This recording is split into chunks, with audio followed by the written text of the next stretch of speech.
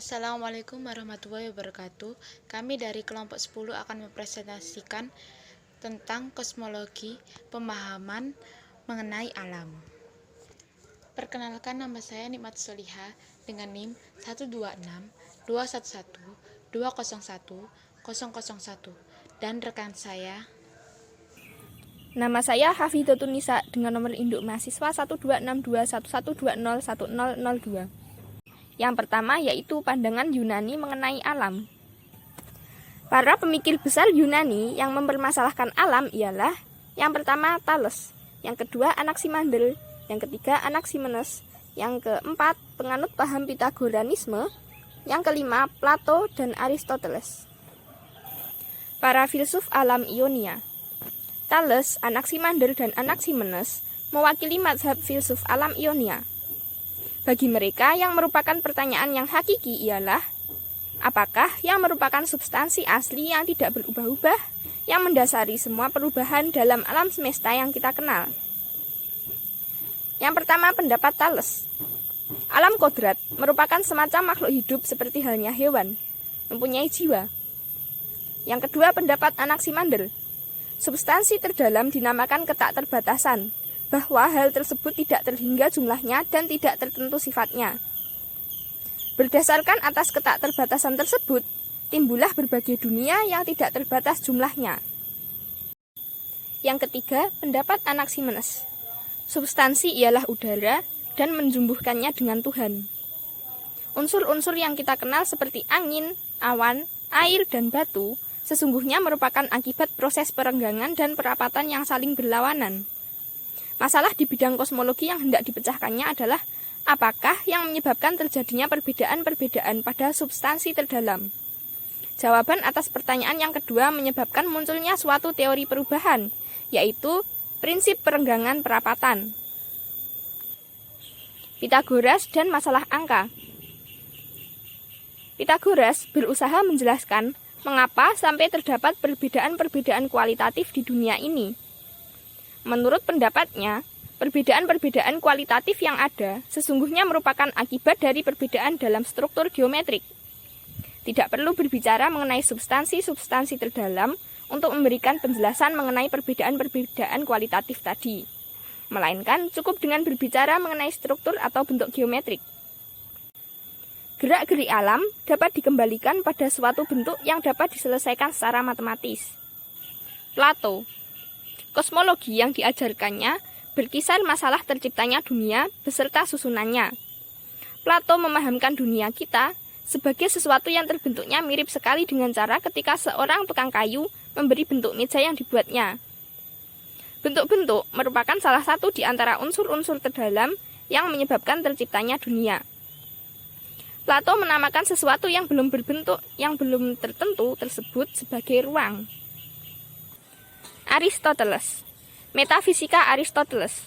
Kosmologi ajaran Aristoteles tidak membahas masalah penciptaan, melainkan memberikan gambaran mengenai apakah yang dinamakan kenyataan. Hal-hal yang bersifat nyata dan yang sungguh-sungguh bereksistensi oleh Aristoteles dinamakan substansi. Bentuk yang dipunyai oleh segala sesuatu yang konkret satu demi satu itulah yang merupakan kenyataan yang tidak berubah-ubah. Materi yang merupakan unsur perubahan dari segala sesuatu. Karena bentuk merupakan sesuatu yang secara tetap terdapat dalam hal-hal yang konkret satu demi satu. Bagi Aristoteles, istilah alam menunjuk pada prinsip pertumbuhan, pengaturan, dan gerakan yang terdapat dalam segala hal. Alam kodrat merupakan suatu keadaan yang di dalamnya senantiasa terjadi perubahan-perubahan dengan suatu cara tertentu. Dengan kata lain, perubahan-perubahan yang terjadi dalam alam kodrat pada dasarnya bersifat teleologis atau berarah tujuan. Pandangan mengenai alam pada masa Renaissance. Alam dipandang bersifat mekanik. Yang pertama, Bruno memahamkan alam semesta sebagai sesuatu yang tidak berhingga, yang terhampar secara tidak menentu di dalam ruang, yang kesemuanya itu bergerak berdasarkan hukum-hukum yang sama. Yang kedua, Kepler menolak ajaran gerakan alami dan menampilkan prinsip kelambanan, yaitu prinsip yang mengatakan bahwa suatu benda cenderung untuk diam atau bergerak di tempat ia berada. kecuali apabila ia dipengaruhi oleh suatu benda lain yang terdapat di sekitarnya. Yang ketiga, Galileo mengembalikan segala sesuatu kepada pengertian matematik. Alam hendaknya diselidiki dengan jalan menggunakan matematika. Segenap kenyataan pasti bersifat kuantitatif dan dapat diukur. Yang keempat, Newton merangkum segenap pandangan di atas dan menyusun buku yang berjudul The Mathematical Principles of Natural Philosophy. Dikatakan bahwa alam merupakan sebuah mesin yang berjalan sesuai dengan hukum-hukum gerakan dan segenap proses yang terdapat di dalamnya ditentukan oleh massa, posisi, dan kecepatan yang dipunyai oleh partikel-partikel materi yang terdapat di dalamnya. Menurut Newton, materi bersifat mati, hanya mempunyai sifat-sifat kuantitatif dan terdapat dalam dunia yang bersifat tidak berhingga, yang ciri pokoknya ialah adanya gerakan. Determinisme. Alam semesta dipandang semata-mata dari partikel yang bersifat material, maka pandangan ini membuahkan determinisme. Karena orang menganggap bahwa ia dapat memperhitungkan di mana partikel itu dulu, kini, dan nanti berada. Segala sesuatu ditentukan oleh masa lampau dan segala sesuatu menentukan masa depan. Mekanisme. Mekanisme atau mesin ialah sesuatu yang berjalan menurut hukum-hukum mekanika. Segenap proses yang terdapat di dunia dapat diterangkan dengan menggunakan hukum mekanika. Keberatan-keberatan terhadap determinisme Newton. Setidaknya ada dua kelemahan dalam ajaran determinisme. Orang dapat mengajukan pertanyaan. Yang pertama, apakah yang dinamakan materi yang menjadi penyebab adanya begitu banyak hal? Yang kedua, apakah mungkin orang mengukur ketiga kuantitas tersebut begitu rupa sehingga hasilnya akan tetap sama? Dalam hal pertanyaan pertama, agaknya pengertian materi tidak lagi mengandung makna. Sebuah molekul pecah menjadi partikel-partikel yang kecil, yang kiranya hilang tidak berbekas menjadi partikel-partikel yang lebih kecil lagi. Pada giliran berikutnya, menjadi larut dalam suatu perubahan bentuk ruang. Yang ketiga, pandangan Eddington tentang alam. Sir Arthur Eddington adalah ilmuwan besar yang mengalihkan hasil-hasil penyelidikan fisika dan astronomi modern kepada penafsirannya secara kefilsafatan. Unsur-unsur penyusun alam. Dunia ini sekurang-kurangnya berisikan 3 macam unsur penyusun. Yang pertama, gambaran pikiran dalam akal kita. Yang kedua, pasangannya dalam dunia lahiriah. Dan yang ketiga, seperangkat pointer reading. Pointer reading. Menurut Eddington, dunia pengalaman kita sehari-hari merupakan hasil konkretisasi dan dunia yang diselidiki oleh ilmu merupakan hasil proses abstraksi. Dengan demikian, merupakan abstraksi belaka dari barang sesuatu yang mendasarinya yang mempunyai segi-segi yang bersifat kuantitatif dan dapat diukur tersebut. Simbol sudah menggambarkan akal. Simbol itu sendiri mengharuskan adanya akal untuk membentuknya serta menggunakannya.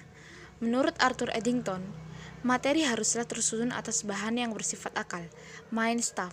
Dengan demikian, bersifat kesinambungan dengan kesadaran meskipun tidak sepenuhnya sama. Suatu dunia yang tersusun dari bahan yang bersifat akal. Dunia lahiriah yang tersusun dari bahan yang bersifat akal, mengirimkan pesan kepada akal dan kemudian ditafsirkan oleh akal. Hasil penafsiran tersebut kemudian diproyeksikan kembali kepada dunia lahiriah. Kesimpulannya, Eddington memahamkan alam sebagai bahan yang bersifat akal, setidaknya untuk sebagian. Perubahan pandangan tersebut disebabkan oleh berkuasanya abstraksi dalam ilmu modern. Yang keempat, monisme netral ajaran Russell. Bertrand Russell adalah filsuf terkemuka sepanjang masa hidupnya. Ia menulis sejumlah besar buku serta karangan-karangan berbagai pokok masalah. Karyanya di bidang logika simbolis dipandang paling berharga serta paling penting. Kejadian-kejadian sebagai segi terdalam. Menurut Russell, dalam buku Even, Matter and Mind, Dunia kita ini tersusun dari kejadian-kejadian, sedangkan yang dipandang sebagai kejadian ialah sesuatu yang menempatkan sebagian kecil ruang waktu yang berhingga. Menurut Russell, dalam alam ini terdapat kejadian-kejadian terkecil, minimal event. Kejadian-kejadian terkecil ini bergabung bersama dan membentuk macam-macam kejadian yang lebih rumit. Secara demikian, suatu titik dalam ruang dipandang sebagai suatu susunan kejadian yang terpancar dari suatu titik pusat. Materi sebagai proses. Louis de Broglie menyarankan agar kita tidak lagi menggunakan pengertian benda keras serta padat terhadap substansi material yang terdalam. Menurut pendapatnya, pengertian tersebut hendaknya diganti dengan gagasan proses gelombang yang meluas dalam ruang. Materi sebagai kelompok gelombang.